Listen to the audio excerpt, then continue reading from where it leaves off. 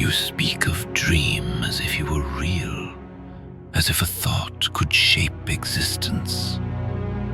Tell me, who was he? In the beginning, before form, before stars and memory, there was only dream. He did not awaken, for awakening was beneath him. He simply was. An ocean of thought without horizon. In the deep silence, his mind stirred, and from the first ripple of that thought, existence was born. And the creatures, the ones we call the children of dream, did he truly make them all? Indeed, the void shuddered, and out of dream's eternal contemplation came his children, the races of the thought. He shaped them not from clay nor fire, but from fragments of his essence, each a reflection of what he longed to understand. The descended were born first, fragile, obedient, and blind. They crawled upon the newborn stars, worshiping the pulse of their maker.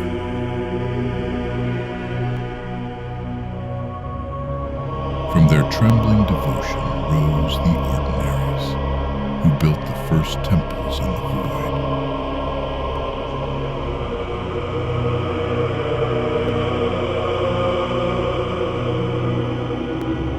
And the excellence came after, radiant and proud, clothed in starlight, their voices the first harmony of creation.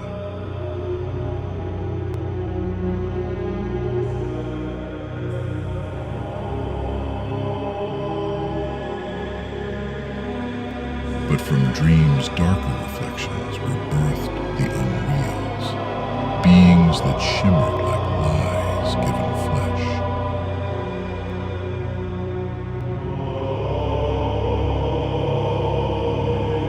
The devilish and divine followed, twin spirits in endless conflict, one to destroy, one to heal, each believing themselves to be dream's truest image.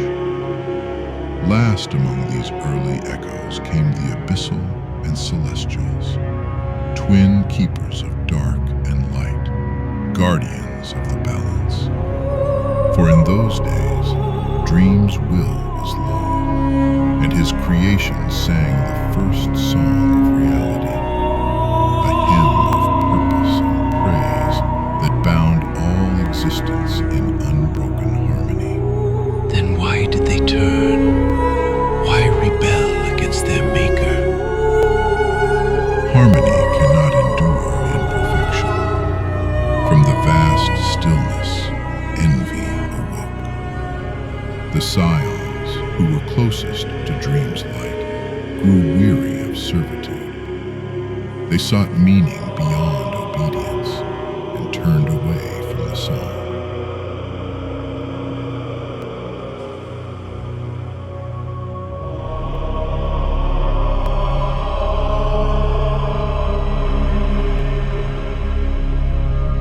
From their rebellion came the spectral and the havocs.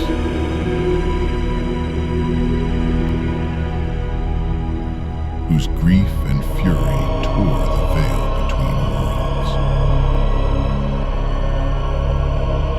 In the rift that followed, the bionics were forged, abominations of spirit and machine, desperate to rebuild what was lost.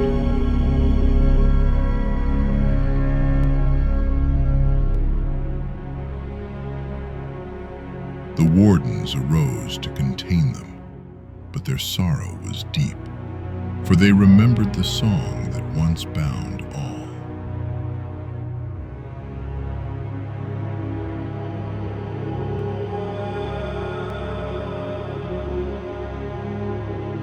And then came the gods, proud and radiant, born from dream's pride, not his will. They believed themselves his equals and waged wars among the stars to claim his throne. Their wars gave rise to the Ascended and Descended, beings of great power, one half striving to return to Dream's thought, the other doomed to fall forever away from it.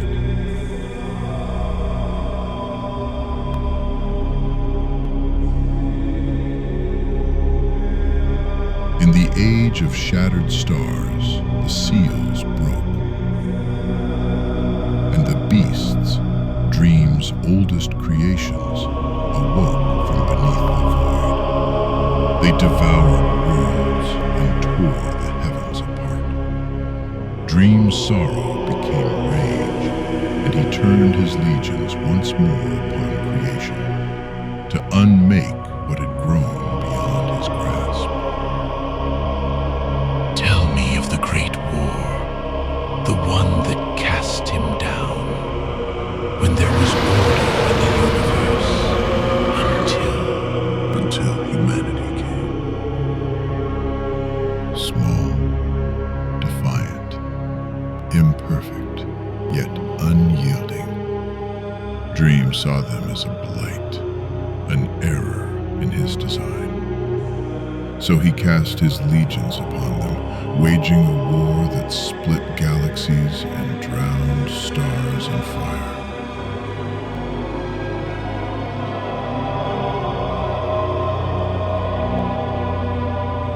The heavens screamed as gods fell, and the void itself trembled beneath their fury.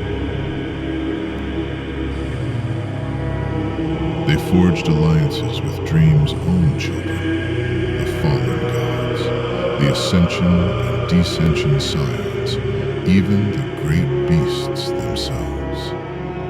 Through blood, betrayal, and sacrifice, they tamed them. Not through domination, but through understanding and will. The humans bent the chaos to purpose, wielding the might of the divine against its creator. The heavens burned with defiance. Dream's essence shattered beneath the combined wrath of gods and mortals. His form dissolved, and his spirit was bound beyond the stars. The song of creation fell silent, and for a time, the universe knew peace. Yet it looks like all of this is his work. Now, whispers spread once more. Dream stirs in the darkness between worlds. His return is not singular, for the primordial awakens in many forms, through dream, flesh, and machine. His fragments take root in the hearts of men, in the minds of his forgotten children. The world begins to twist anew. Humanity, remembering its ancient triumph, gathers its strength again. The descendants of those who tamed the divine now seek to unite the children of Dream once more, not as slaves, but as allies against the inevitable return of the primordial. Yet not all hearts remain pure. There are those among mankind who crave the old power, who believe they can command the divine as their forefathers once did. They seek to enslave the beasts, the gods, and the Ascended, forging dominion from arrogance and greed. And among Dream's children, some heed their call, drawn by promises of freedom and vengeance. But they do not understand. The beasts have a will of their own, a hunger older than stars, older even than Dream's thought. They serve no mortal, no god, no creator. They are the pulse of the void itself, and they remember. When Dream returns, they will not follow him. They will be him.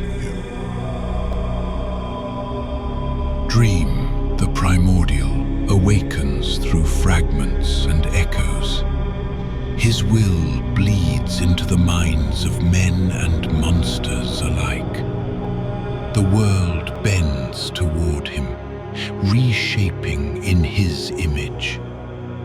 And once more, humanity must decide to fight beside the children of dream or to fall beneath